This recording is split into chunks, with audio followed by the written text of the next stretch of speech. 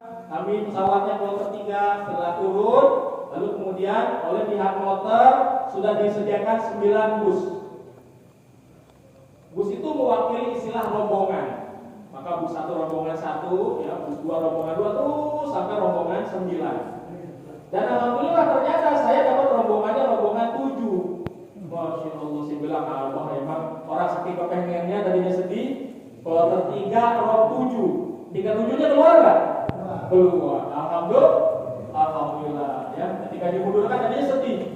Lihat tahunnya 1437. Oh, berarti pakai sahabat di 37. Kloter pun begitu, kloter 3 row 7. Nah, itu saya waktu haji begitu ya. Alhamdulillah ya. Jadi Bapak Ibu, insyaallah amalkan salat sunnah Isra.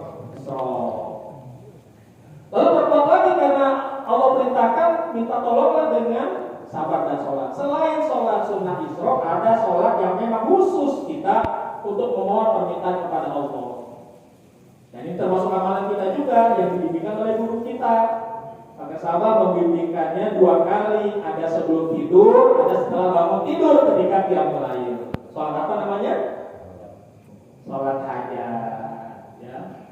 Maka jangan sampai tidak melakukan sholat sunnah hajat. Ya.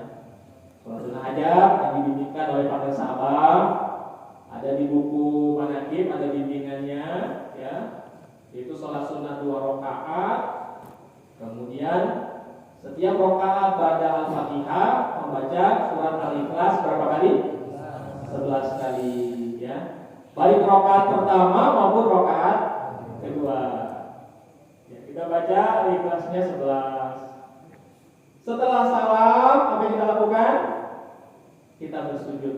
Ya, kita melakukan sujud di luar sholat setelah salam ya. Kita bersujud. Maka dalam sujud ini kita melakukan 3 hal.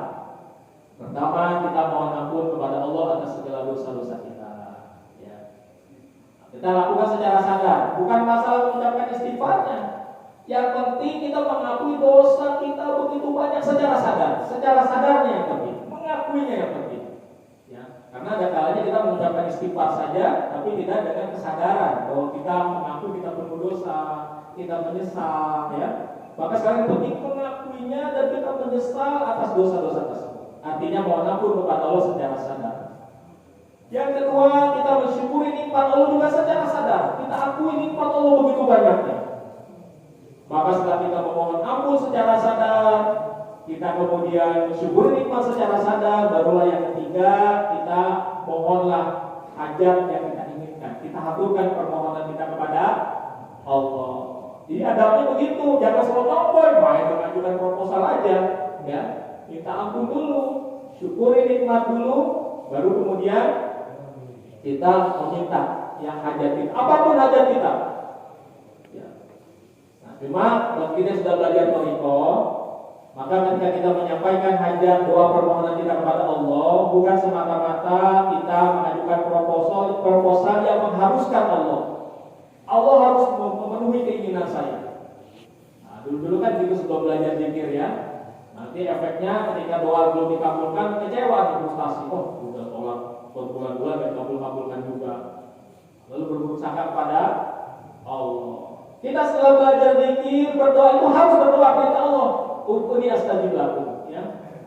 Berdoalah kepadaku, maka akan kubulkan doa. Tapi doanya kita kepada Allah bukan lagi semata-mata kita mengharuskan Allah memenuhi proposal yang kita haturkan kepada Allah. Tapi kita berdoa kepada Allah dalam rangka menghamba kepada Allah. Karena Allah adalah as-somad, tempat bergantungnya seluruh makhluk. Kalau tidak bergantung kepada Allah, kita mau bergantung kepada siapa lagi? Nah, maka kita berdoa dalam rangka menghamba, maka menjadi bentuk ibadah kita kepada Allah. Menjadi pelembut jiwa kita bahwa kita adalah makhluk yang dhaif, hamba yang lemah. Maka menguatlah rasa fakir kita, rasa butuh kita kepada Allah. Hati-hati jangan terpengaruh dengan godaan setan yang mengaku udah jangan banyak berdoa, ya. Lalu kita merasa malu. Orang yang tidak mau berdoa nanti rasa butuhnya, rasa fakirnya itu akan melemah kepada Allah. Maka rasa fakir kita menguat, berdoalah kepada Allah. Hanya berdoanya bukan lagi tadi kita mengharuskan Allah. Ya. memenuhi keinginan kita, tapi sebagai bentuk ibadah kita, sebagai bentuk bergantungnya kita kepada Allah, karena Allah adalah as-somad. Ya. Maka tadi kita haturkan permohonan kita kepada Allah. Setelah kita haturkan, maka kita pasrahkan semuanya kepada Allah. Terserah Allah mau mengabulkannya kapan. Yang penting kita yakin bahwa doa kita dikabulkan oleh Allah. Kita mesti yakin. Masalah kapan dan bagaimana bentuknya itu urusan Allah, itu hak prerogatif Allah. Begitu, ya.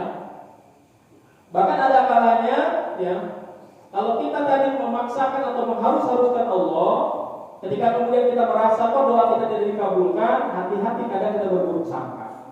Merasa, kok sudah berdoa lama tidak dikabulkan Allah. Padahal Allah sudah mengabulkan doa kita dengan doa yang dengan pemenuhan doa yang terbaik. Hanya karena kita tidak tahu. Maka agar kita nanti tidak merasa frustasi atau tidak berburuk sangka kepada Allah, kami sampaikan sebuah ilustrasi, ya. Jadi gambaran kita berdoa kepada Allah, ya, misalnya kita berdoa begini, ya Allah, saya ingin uang 1 juta, ya Allah, saya ingin uang 1 juta, ya Allah, ya. Lalu kemudian kita, ya, lakukan apa? Misalnya lakukan tahajud setiap malam, 1 malam, 2 malam, 1 minggu, 2 minggu, 3 minggu, 1 bulan. Kok belum dikabulkan Allah nih? Kita kok minta uang 1 juta, tidak dikasih uang 1 juta. Maka mulailah berburuk sangka kepada Allah. Tidak dikabulkan. Padahal ternyata Allah sudah mengabulkan permohonan kita dengan cara yang lebih baik. Ternyata di Lauhul Mahfuz itu, ya, ada sebuah catatan takdir buruk.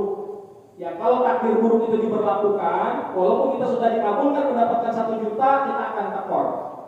Karena takdir buruknya adalah, misalnya suatu saat kita lagi nyebrang jalan di luar kampus, ada jalanan, ya. Kita lagi keluar dari gerbang kampus, nyebrang jalan ke seberang, ada fotokopi, lagi nyebrang, tiba-tiba ada yang nyenggol kita. Tapi yang nyenggol truk tronton. Kira-kira disenggol truk itu masuk rumah sakit nggak? Masuk rumah sakit. Dan ternyata biaya pengobatannya sampai 5 juta. Jadi ternyata kalau Allah kabulkan permohonan kita minta uang 1 juta, Allah berikan 1 juta. Tapi takdir buruknya berlaku nih, kita disenggol truk, masuk rumah sakit, yang biayanya harus 5 juta. Kira-kira tekor nggak? Tekor berapa? 4 juta.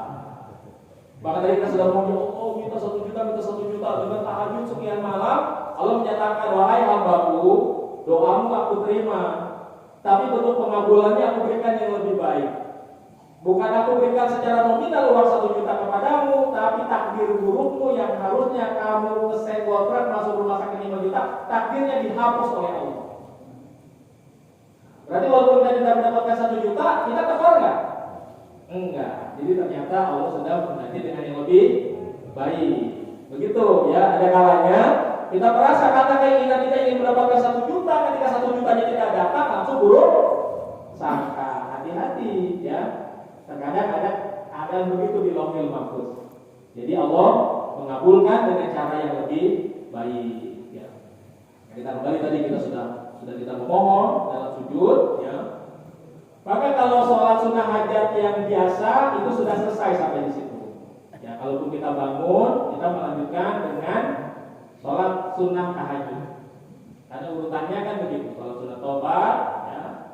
Lalu sholat sunnah hajat, kemudian sholat sunnah tahajud 2-12 rakaat. Ya.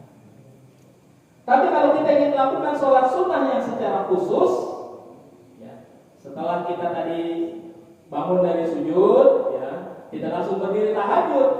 Ini masih dalam rangkaian sholat sunnah hajatnya, ya. Maka kita tidak langsung bangun, tapi kita duduk. Ya, kita duduk, setelah sujud kita duduk. Ya, kita membaca salawat Bani Hasyim 11 kali. Bacalah salawat Bani Hasyim 11 kali. Setelah itu kita bangun. Ya, kita bangun berdiri menghadap ke arah Baghdad. Ya, kita jihad Irak. Nah, itu arahnya adalah geser sedikit ke arah kanan, ke arah barat laut. Itu kalau di buku manaqib keterangannya barat daya. Itu harus dikoreksi, ya, buku manaqib yang lama dianggap penulisnya menghadapnya ke arah barat daya. Kalau ke arah barat daya nanti kita menuju menuju kemana? Ke Cape Town, Afrika Selatan.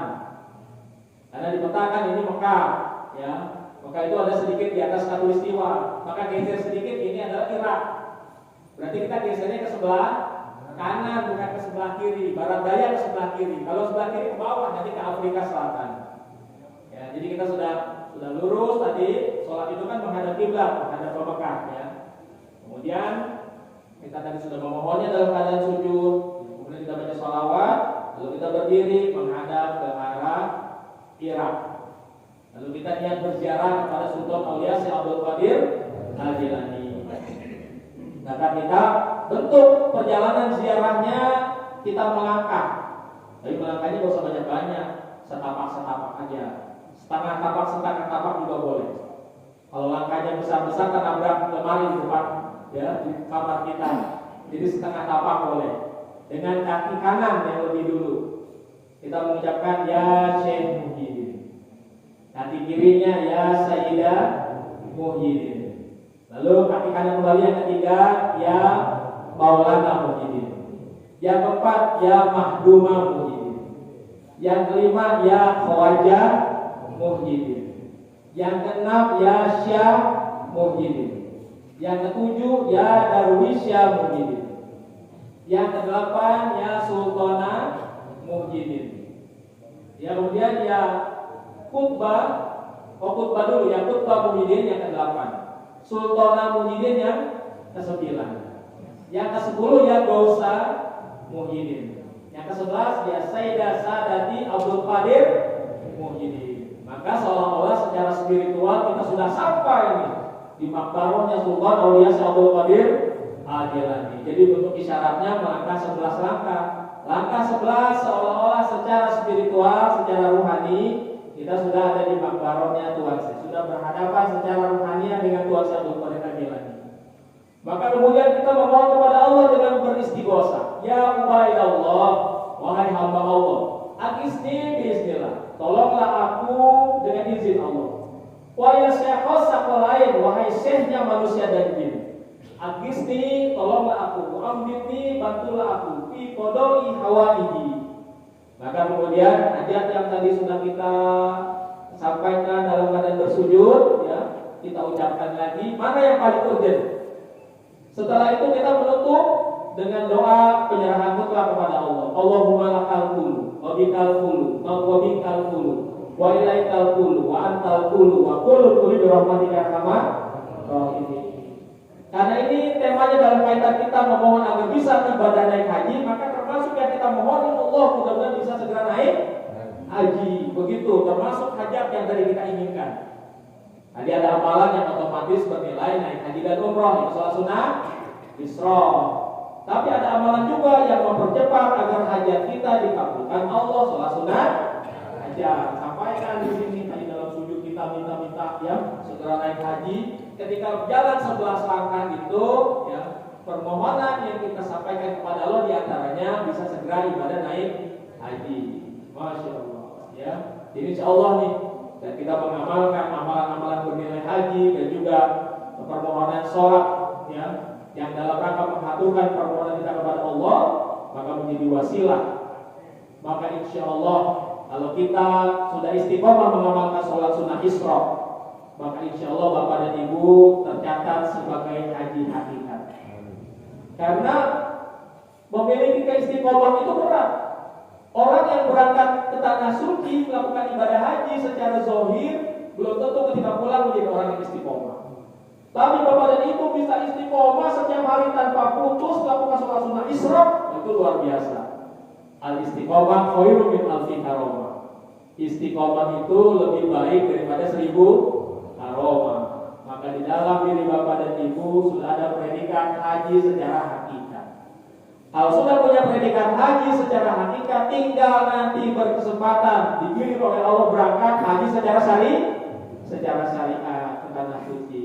Insya Allah. Nah, itu diantara amalan-amalan. Ya. Amalan apa lagi memudahkan kita berangkat ibadah haji? Memperbanyak sholawat, khususnya sholawat Bani Hashim. Amalkan Bani Hashim secara khusus. Setiap malam minimal 1650 kali. Ini pakai sahabat menyampaikan kepada dua ya kiai, pada Kiai Haji Arif Ikhwani kepada Kiai Haji Atus Budin Mubarak. Dan pakai sahabat menyampaikan tentang fadilah yang melakukan mengamalkan salawat Bani Hasyim. Ketika Ajengan Atus datang kepada para sahabat tahun 2004, bah oleh haji bah, tapi kalau punya ongkosnya bah, maka kata abah amalkan ini 1650 kali. Maka abah mengucapkan wa in kunta fi amrin wadita bi amrihi fasbahta fi usri wa amsayta fil haraj fasolli ala muhtari min ali hasini hasiran fa innallaha ya'tika bil faraj. Nah, ini ucapan para sahabat. Jadi para sahabat menyampaikan itu kepada Ajengan Atus Nurdin Mubarak. Setelah itu beliau pulang. Maka ketika pulang sampai di rumah beliau di Bandung, mulailah beliau mengirimkan. Yang beliau pikir apa memerintahkan untuk ya membaca makalah tadi. Maka dibaca waktu itu Tafi Amri itu beliau baca sampai selesai sebanyak 1650 kali. Ternyata sampai jam 2:30 belum selesai. Kata beliau sendiri cerita, wah beliau merasa seolah-olah merasa dikerjai oleh para sahabat. Wah apa ini kerja ini kata Ajengan Atus. Maka kemudian balik lagi lah datang ke Surabaya, tapi maturnya kepada almarhum Pak Haji Baban. Pak Haji bagaimana ini abang kasih amalan, tapi amalannya kok nggak selesai diperat nih. Memang bagaimana kata Haji Baban. Maka Ajengan Atus kemudian menyampaikan pesan abah tadi ya kepada Haji Baban. Coba terjemahkan kata Haji Baban. Maka Ajengan Atus mulailah menerjemahkan di depan Haji Baban almarhum ya. Wa in kunta fi amrin, jika kamu di dalam sebuah urusan, sebuah persoalan ya, wadita bihamlihi, terasa berat engkau menanggungnya. Fa asbahta fi usrin, pagi-pagi dalam kesulitan. Wa amsayta fil haraj, sore-sore dalam kesempitan. Bayangin, pagi-pagi kesulitan, sore-sore kesempitan. Fasolli alal muhtari min ali hasini kasiran, maka perbanyaklah sholawat kepada Al-Mukhtar, Nabi yang terpilih dari Bani Hasyim, dari keluarga Hasyim, sebanyak-banyaknya. Fa innallaha ya'tika bil faraj, maka Allah akan memberikan jalan keluar. Kata Haji Baban, jadi diamalkan apa? Oh iya, sholawat Bani Hasyim. Maka kemudian oleh Ajengan Atus diamalkanlah 1650 kali minimal ya. Sama kayak dikir 165 itu minimal, lebih banyak lebih bagus.